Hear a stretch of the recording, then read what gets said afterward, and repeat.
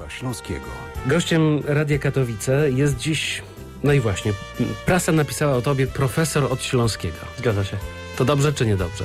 Znaczy ja jak na tych materiałach, gdzie staram się coś nauczyć po śląsku, mówię, że jestem profesorem niezafeshabilitowanym, także starczy Mikołaj, albo Niklaus. Niklaus Pieron, tak? Niklaus Pieron, tak na YouTubie tam mój kanał się właśnie nazywa. Wcześniej kanał zupełnie się inaczej nazywał na YouTubie, kanał się nazywał Freaky Gamers i w ogóle ja tam tworzyłem jeszcze z 4 moimi znajomymi, bo w tym roku w czerwcu to już będzie 4. rocznica mojej działalności na YouTubie.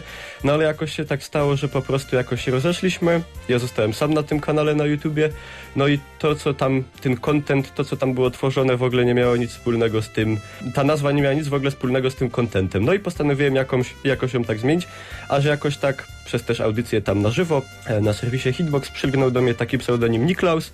No ale żeby to było dwuczłonowe, to jeszcze tam Pierona umieściłem. Żeby się dobrze kojarzyło. Dokładnie. Powiedz mi, jak to było na początku, bo jesteś młodym człowiekiem, który zainteresował się gwarą. No to już samo w sobie jest takim ewenementem. Zacząłeś rozkładać tę gwarę na kawałki, zastanawiać się nad nią, uczyć innych. Jakie były początki?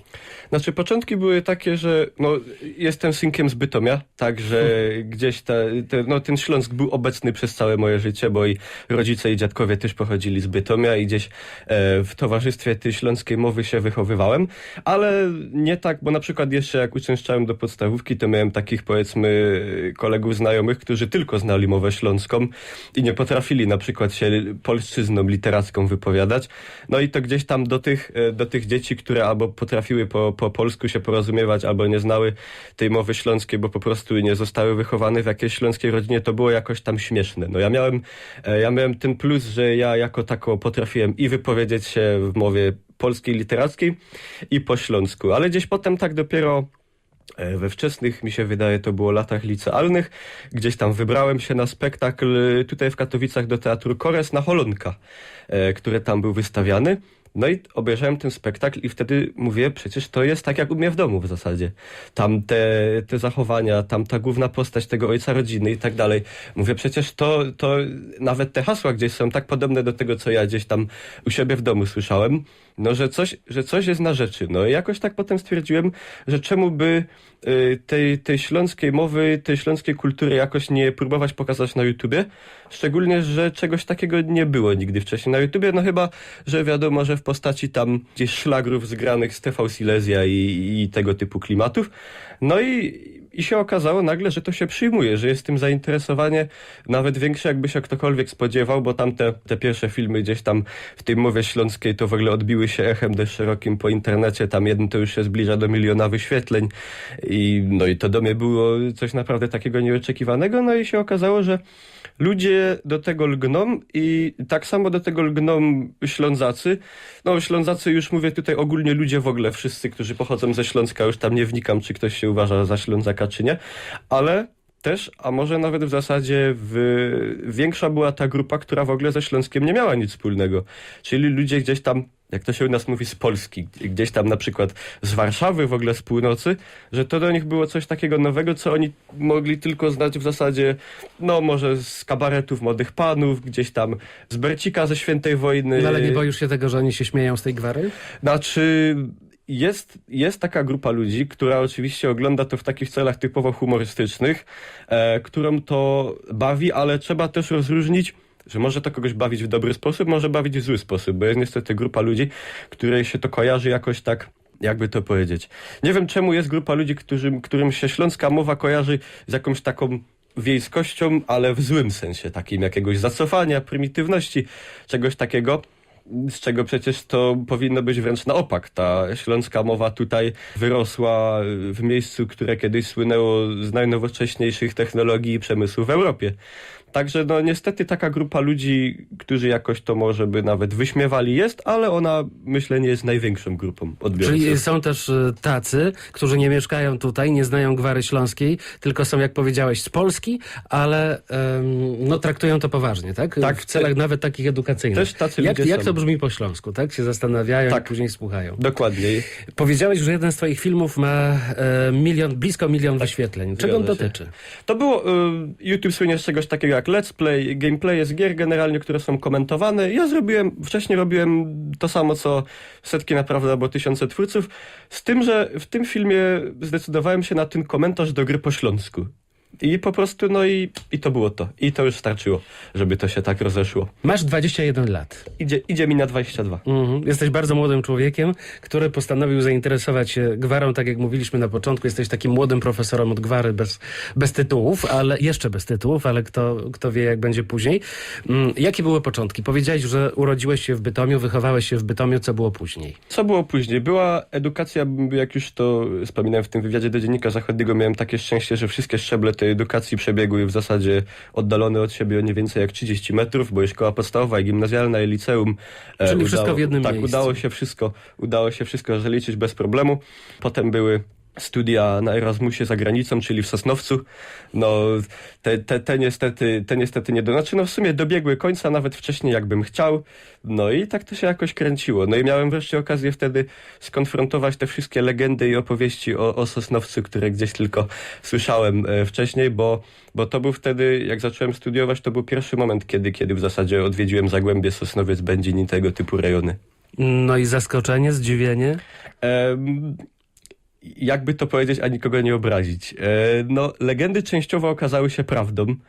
Znaczy, jest coś tam dalej takiego, w sumie o dziwo, że stosunek mieszkańców Zagłębia do naszych, do Ślązaków dalej jest taki, no, da się to odczuć nawet jak się gdzieś idzie do sklepu i stara się, nie wiem, kupić bilety, gazetę, coś takiego, że jak tylko słyszą jakiś cień śląskiego akcentu, a ja niestety bez tego akcentu raczej wyzbyć się go nie potrafię, to już jakąś taką niechęć się daje odczuć z ich strony. Coś takiego niestety dalej A może jest. to jest tylko takie nasze nastawienie? Może to jest też tak, że my jesteśmy jacyś przewrażliwieni na tym punkcie. Znaczy, jeżeli to jest, nawet nie jest przewrażliwienie, tylko to się dzieje naprawdę, to no myślę, że to nie jest jakieś zjawisko, które by się generalnie działo, tylko że to może wśród jakichś mniejszych grup ludzi występuje. W jednym z wywiadów, opisując swoją szkołę, mówiłeś, na przykład używałeś takich zwrotów pod Zygorem. Pod Zygorem, czyli 5, szkoła podstawowa numer 5. Jest ta, której jeszcze jest piękny niemiecki napis Bezirksschule 5. Pulokschule, albo w zasadzie prawowita nazwa za Niemca brzmiała Dreipulokschule, czyli szkoła pod tak zwanymi pulokami, czyli gimnazjum numer 1 w Bytomiu. Wzięło się to z tego, że tam po prostu są 3 takie figury młodych panów, którzy właśnie eksponują swoje przyrodzenia. Powiedz mi, czego słuchasz, jeśli chodzi o muzykę? Czy twoje zainteresowania też związane są z gwarą, czy tutaj absolutnie nie? Muzyka zagraniczna na przykład? Wszystkiego po trochu. Nie mam nawet jakichś ulubionych gatunków. Lubię posłuchać muzyki klasycznej, lubię rock alternatywny, lubię jazz, lubię też naszych śląskich szlagrów posłuchać, lubię niemieckie szlagry, także naprawdę wszystko. A ostatnio czego słuchałeś? Ostatnio słuchałem Radioheada, zespołu Radiohead, bo to był zespół, który gdzieś tam jeszcze kilka lat temu bardzo się nim pasjonowałem, kupowałem płyty, no byłem naprawdę wielkim fanem i ostatnio jakoś tak wracam do tego. Czym jest dla ciebie gwara? Ja wolę w ogóle określenie mowa śląska albo dialekt. Ludzie nie widzą tego takiego rozgraniczenia, powiedzmy, często pomiędzy mową polską a śląską, znaczy szczególnie jacyś ludzie z zewnątrz, prawda? Aczkolwiek też w dużej części spotkałem się z tym, że ta mowa potrafi być zupełnie niezrozumiała do ludzi spoza Śląska, a nawet też do ludzi ze Śląska, którzy nie mieli jakiegoś kontaktu nigdy większego z nią. Też nie można powiedzieć, że jeżeli ktoś tej mowy śląskiej nie zna, się nią nie posługuje, to jakoś nie ma prawa się czuć Ślązakiem, bo oczywiście ja znam mnóstwo ludzi, którzy mowy śląskiej nie znają, chociaż przeważnie to wygląda tak, że rozumią ją, ale nie umią się nią posługiwać, ale są Ślązakami i czują się Ślązakami i nikim tego nie może odmówić. Aczkolwiek jak wiemy, historia tutaj nasza jest taka skomplikowana, że my mówiliśmy już po niemiecku, po polsku, po śląsku, także tak to wygląda, że nie jest to jakiś taki jedyny element, który świadczy o śląskości, ale tak jak już mówiłem, jako że mowa jest ściśle związana z jakimś takim poczuciem narodowym, etnicznym, to myślę, że ta właśnie mowa śląska jest takim ważnym spoiwem, powiedzmy, które nakreśla i charakteryzuje to czucie się Ślązakiem. Wyczytałem tutaj, że te zabawy językowe zawsze cię pociągały. Co to znaczy? To znaczy, że zawsze miałem jakiś taki... Miałem w ogóle, tutaj jakoś się nie chwaląc, albo to się po naszemu godo nie chce się asić, ale miałem jakąś taką łatwość w uczeniu się języków, posługiwaniu się językami. Gdzieś na przykład tak samo też udało mi się łatwo posiąść język angielski, też nie najgorzej potrafię się porozumieć w języku niemieckim. Gdzieś po prostu jakoś tak było, że już jak jeden język udało mi się posiąść, to potem już to jakoś tak szło, że nie sprawiało mi to posługiwanie się jakimś językiem, nie sprawiało mi jakichś większych trudności i przynajmniej w opinii moich nauczycieli, z którymi się zetknąłem gdzieś tam przez szczeble edukacji, tymi językami porozumiewałem się tak, powiedzmy, autentycznie, że jeżeli bym się do tego przyłożył, to można by mnie było pomylić z Anglikiem czy z Niemcem momentami, także no nie miałem nigdy z językami jakichś takich problemów, no. Czyli miałeś ten dar do uczenia się języków obcych. Każdy I również ma gwary ma do śląskiej, czegoś, czy mowy śląskiej. dokładnie. Jak mówisz. Każdy ma swoje Każdy ma do kółko czego, tak. zainteresowań. Każdy coś tam umie. To jest tak, że w każdym okresie są pewne słowa, które są charakterystyczne dla danego wieku, prawda? Jakie słowa pamiętasz z dzieciństwa, a jakie z takiego późniejszego okresu?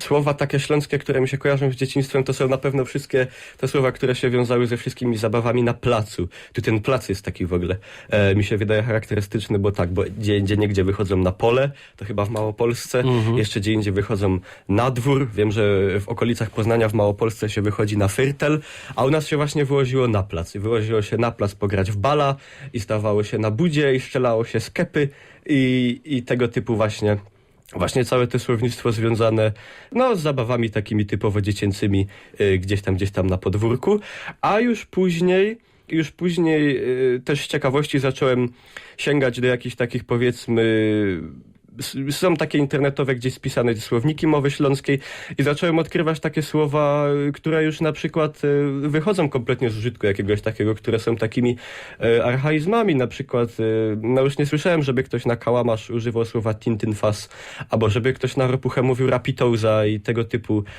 słowa, ale to też jest ciekawe, żeby odkryć te takie właśnie słowa, które już gdzieś się zatracają. Bardzo często jest tak, że ta gwara śląska, ta mowa śląska jest zaniedbana. To znaczy używamy jej, ale nie zawiera ona zbyt wielu słów, które wynikają z tej rdzennej mowy, prawda? Bo niestety taka ta forma prezentacji albo eksponowania mowy śląskiej przez szlagry śląskiej, przez te wszystkie kabarety, to jest często jakaś taka forma, żeby to było jak najbardziej zrozumiałe też do ludzi gdzieś spoza. Prawda? Także na przykład takie wychodzą kwiatki jak jocie kochom zamiast joci pszaja, albo na przykład już się traci pomału śląskie słowo sam, czy sam tukej, które oznacza tu, które tutaj gdzieś w obrębie naszym w rejonie, które zastępuje po prostu polskie słowo. No i gdzieś tam te polskie słowa w takiej ześląszczonej formie zaczynają zastępować te, na przykład zamiast hajcować już się zaczyna używać słowa polić. I tak to jakoś te słowa zastępują te takie rdzenne, powiedzmy. Co powinniśmy robić, żeby nie zapominać tych rdzennych słów, jak myślisz? Godać po śląsku i wykorzystywać wszystkie okazje do tego, żeby przebywać w towarzystwie ludzi.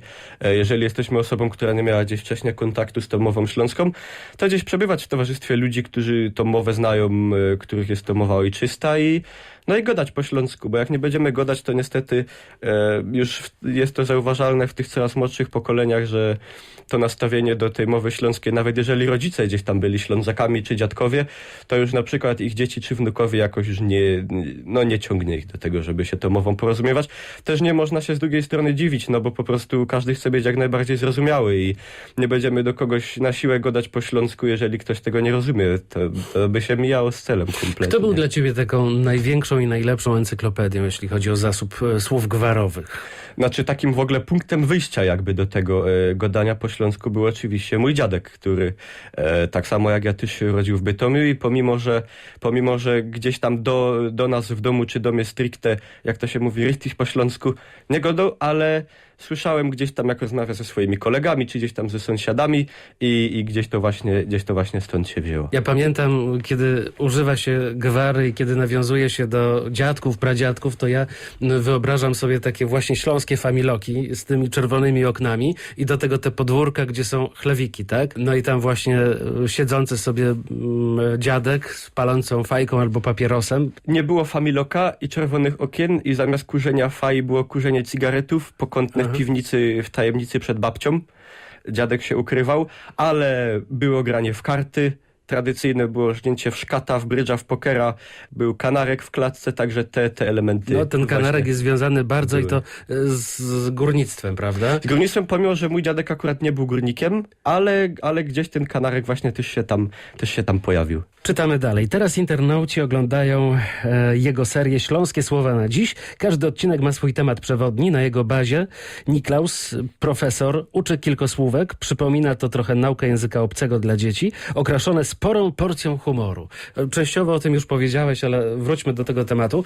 Co to za słowa, jak je przygotowujesz, jak one brzmią na przykład na dziś? To są te pomysły generalnie na tą serię, gdzieś ten pomysł on w ogóle się pojawił tak losowo, jak w zasadzie pomysły na większość materiałów.